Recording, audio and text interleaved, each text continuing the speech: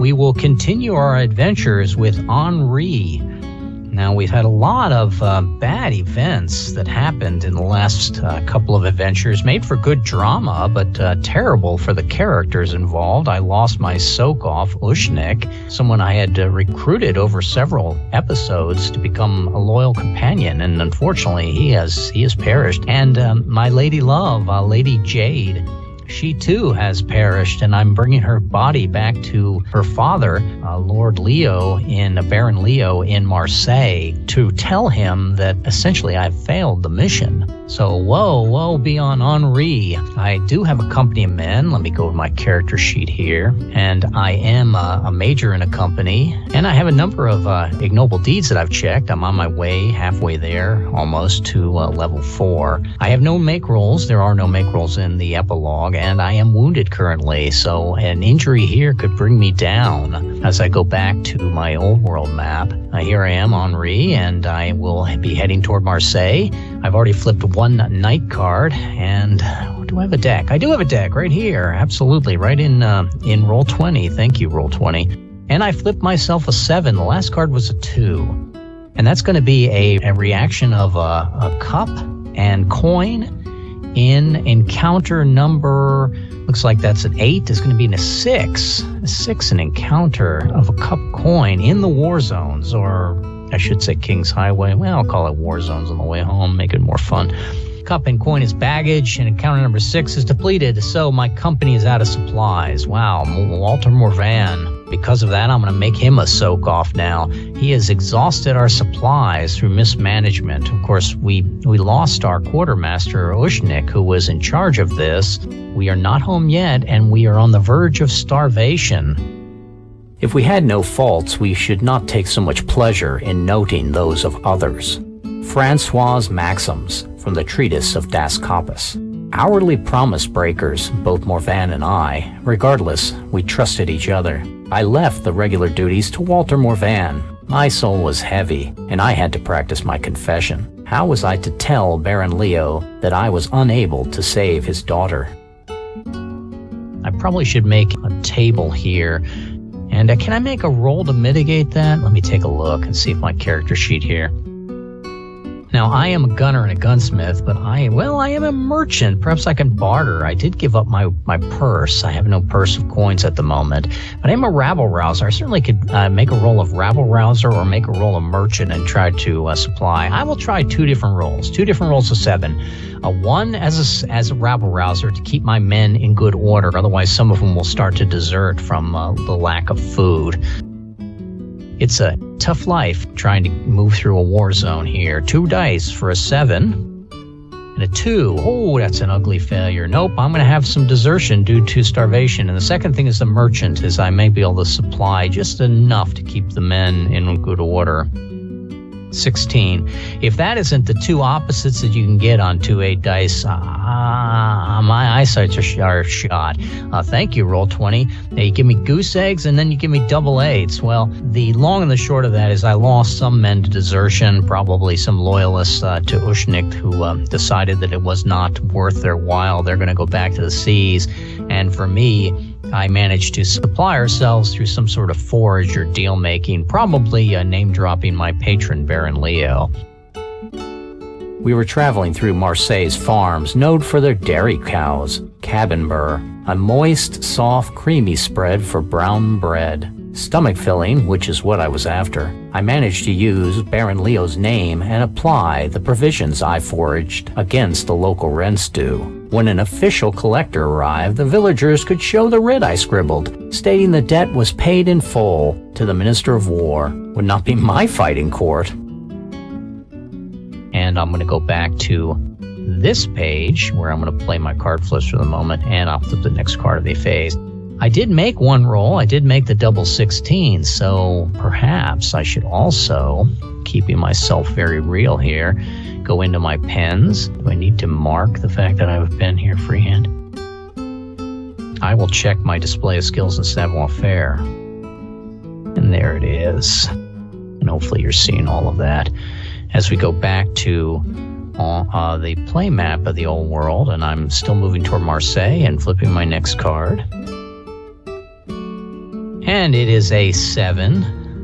I learned a little lesson through playing that I can highlight that and just eliminate that. And that's nice. And I have got an encounter number 1 in the coin, and in the sword. An 8 and a 7. A coin sword encounter number 1 in the war zone. Not home yet. An encounter number 1, coin and sword.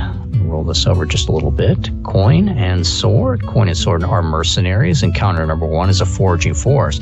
So I've encountered another force of mercenaries here. They are desperately short of food themselves. Now, as I go over my character sheet, this could be an opportunity for me to do some recruiting, or it could end up as a bad result. Now, there is a table in Cutlass. It's a reaction table. Let me go to the top here. An emotional response to these people coming along. Reaction table when pressed and pleading incentivized. So, flattery or banter, money enticements or a veiled threat.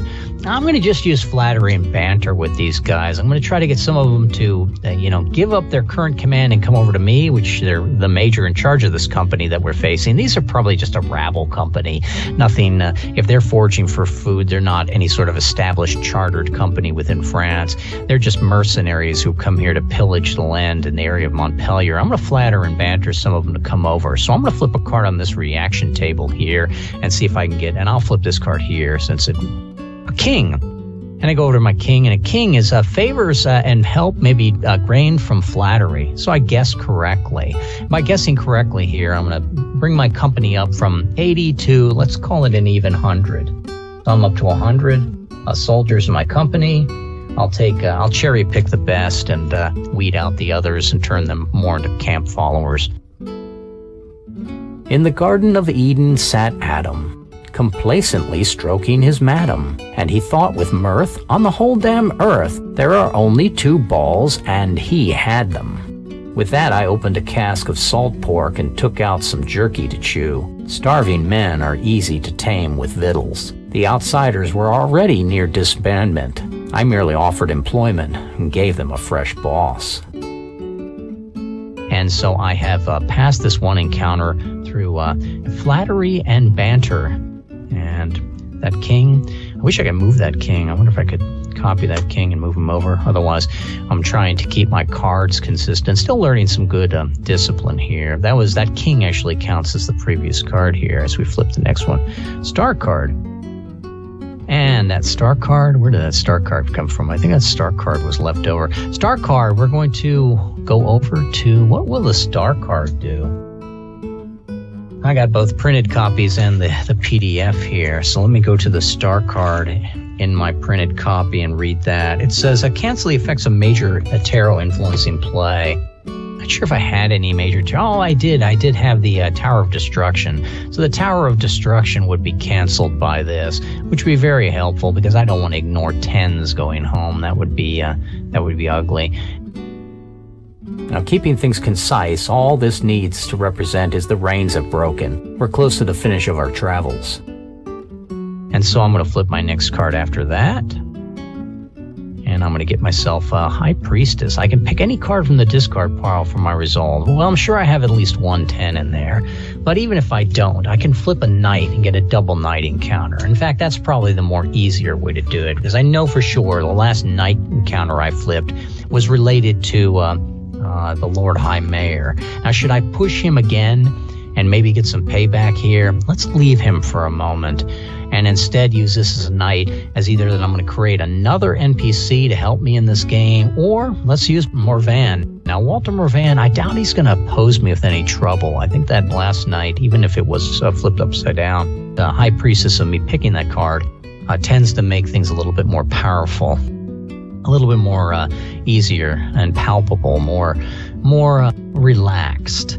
And Walter Morvan wants a more significant role. So yes, I can easily give him the quartermaster. He says I was jokingly referring to the fact that he screwed up, but actually he was not officially the quartermaster. So as my first lieutenant in my company of the, what do we call ourselves? It's been a couple of weeks. It's the werewolves. In the werewolves, and I'm going to make him first officer in the werewolves. And in fact, I should go back to that same chart that I used before No, do I want to flatter him? No, I probably don't want to flatter him this time. What I probably want to do is reaction table, incentivized. In this case, the incentivized would be, I offer money enhancement. I said for every doubloon I make, he's going to make one himself from this. And let me go back and flip a card to see what the result of that might be. He says, dollar for dollar, shared. We're shared on this, huh? And we get the Emperor. Now, are there major terrors associated with this? Single card is flipped. This should occur. Usually the disposition is known.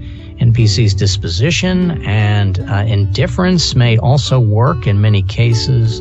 And what should we treat? And I can either flare this and say that the major tarot become the same major tarot of encounters. These are really encounter cards. And that, yeah, it says here that the examples are in the encounters book, and we're going to use that the major tarot doesn't have a category at the bottom that says all major tarot. We're going to treat that major tarot as an encounter of the major tarot of the Emperor. Until the deck reshuffles, ignore all kings and treat them as tens. But we're going to be out of this anyway after this reaction. The High Lords had been summoned to Paris. I was not sure if this was the king or Richelieu. Either could be exercising his authority. I needed to reach my patron, Baron Leo, before he departed for court. Nothing to do with me, I hope. And a true reaction card for Walter Morvan. And we have incentivized with to his greed. We get ourselves a queen. We choose money enticements, a queen. Favors and help will be gained with indifference, money, or veiled threats. In this case, that money will work. Flattery and banter would only have made him angry. He knows me too well from our school days, growing up together as a pair of orphan children. That we have, well, not really orphan children, of fatherless children. A pair of fatherless children on the streets of Marseille working for the dockmaster, getting ourselves into trouble, serious trouble. But I did not use the flattery and banter. I did not give indifference toward him. I did not make a threat to my friend Walter Morvan, even though at times we've been on opposite sides of the same mission. I used money incentive, and that money incentive pays off. He's a mercenary. To a larger extent than I am, and so I will offer him dollar for dollar an equal incentive to be in this company with me, to have him as a soak-off.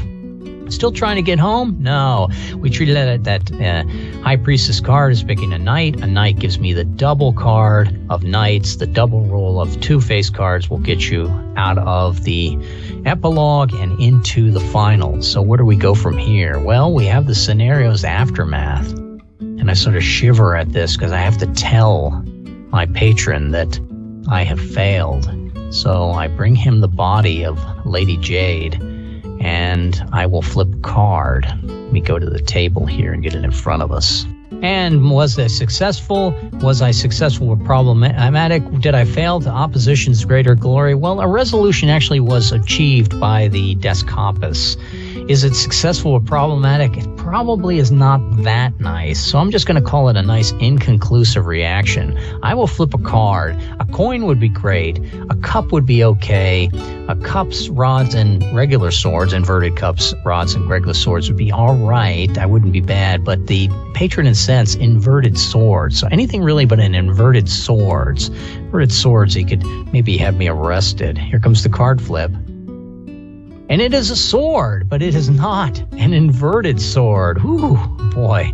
Inconclusive result, swords, is he's going to be disappointed. But I've actually planned for a twist here. And so we end up in Marseille. I'm talking to Baron Leo. I took an inconclusive result as I bring him the body, but he's going to tell me that this is not his daughter, Josephine. Why did I think I was hunting the Lady Jade? Could be just wishful expectations. The two ladies are the same age and of similar descriptions. When Baron Leo described his daughter, and maybe showed me a painting of her, but it would always be a few years younger. I merely connected the dots for the character play. A twist for a twist. As a ref, I knew the women were not the same. I wanted the player, which is again me, and to a degree the audience, you, to have a surprise. If you have a desire to wiki, look up Afra Ben. Quite the auteur in her era, a spy and a courtesan. When I imagined the Lady Jade, I used her as a reference. Now that squares a number of situations which could be getting awkward for our YouTube censors, in that I no longer then, even if I am the bastard son of Baron Leo, Josephine is still alive, since Lady Jade was not his daughter. So it brings up the point of who was Lady Jade. Baron Leo is going to look the woman over that I brought and said, no, I have word that Josephine is still being held in Montpellier, and that's going to be the next mission I go on. I'm going to return to Montpellier in a curtailed mission where I'm only going to have one set of phase encounters in phase C to go back into Montpellier and restart that climax challenge to find her in the castle of Bast, in that Bastille in Montpellier that she's being held by. But she's going to be held by the one person sort of left out of all this deal. Kappas was good with this deal, and so was Gabriel and Baron Leo, and to some degree, the Lord High Mayor was to marry Lady Jade, but not to marry Josephine. Now, could the deal be made with Flambeau to marry Josephine instead? Possibly, if it furthers the goals of Baron Leo, but he may not want his daughter to marry the commoner of Paris, even though that Flambeau has a lot of power and influence. Also, for the tales, it would make sense if he does not want his daughter married to Flambeau, and then I can still track Flambeau down for the revenge that I seek. But what it really does is it allows Dom Ivan to re-enter the game. Now, he's a pretty high-level character, and he's the one holding Josephine in order to get something himself out of this whole thing. All an assumption. When I met Lady Jade, she hinted she was from northern France, a daughter of a lord of Marseilles. Walter Morvan, as well, was told by her that Baron Leo was her father. The ruse was long plotted and buttressed by visitation to lesser nobles and letters exchanged with other ladies of the court. Now I just felt foolish. Leo showed me a cameo. The two ladies could have been twins. Whomever was ultimately behind this mischief was far more clever than I. Leo curtly stated I had a job to do, go back to Montpellier, find his daughter. She was being held by a Russian, Adam Ivan. Kill him and you'll find her. Now, how was I to accomplish that feat? Now, who is Lady Jade? Now, I have ideas in my mind of who Lady Jade could be because I'm still playing that Reformation-style game here. And if Lady Jade was some sort of imposter that was sent, was she sent to murder a Johann Hugo, the reformist? Was she sent to raise trouble amongst the peasantry? That's unlikely. It's more difficult. That's a more organic type of thing that the peasantry, especially in Montpellier, should be on the verge of revolting because of the starvation there. Or is she perhaps a member of the counter-reformation that's being formed to try to suppress reformists in the area? Interesting. So either she was an assassin sent to hunt Johann Hugo, or she's part of a larger group. And I'm going to add a tattoo on the Lady Jade to simulate that she's part of the Rosicrucians. And as being part of the Rosicrucians, she is being tasked by the Kappas in Liechtenstein to stop France from converting into from a medieval church into a reformed church. Or if it's going to convert into a reformed church, it should move in the same line as, like Spain, to a champion of the faith, a minor champion of the faith, be more allied to Liechtenstein and less of an enemy like Bavaria and Carpathia are and Ansbach are. So where will France's alignment in politics will eventually get? That's more for the cards to generate. The Lady Jade was an operative that was trained in the Counter-Reformation, and at times she was impersonating the daughter of Baron Leo in order to use his influence toward her aims. Interesting twist. Now, the Rosicrucians have trained an agent and lost the same. That would push my reform path closer to counter-reformation elements in the final play. But I still have Johann Hugo and whether he survives an attack on his life. Henri can see both his plot elements in Season 2. Cross fingers, hopefully. The best laid plans of mice and men often go awry. Robert Burns. More later.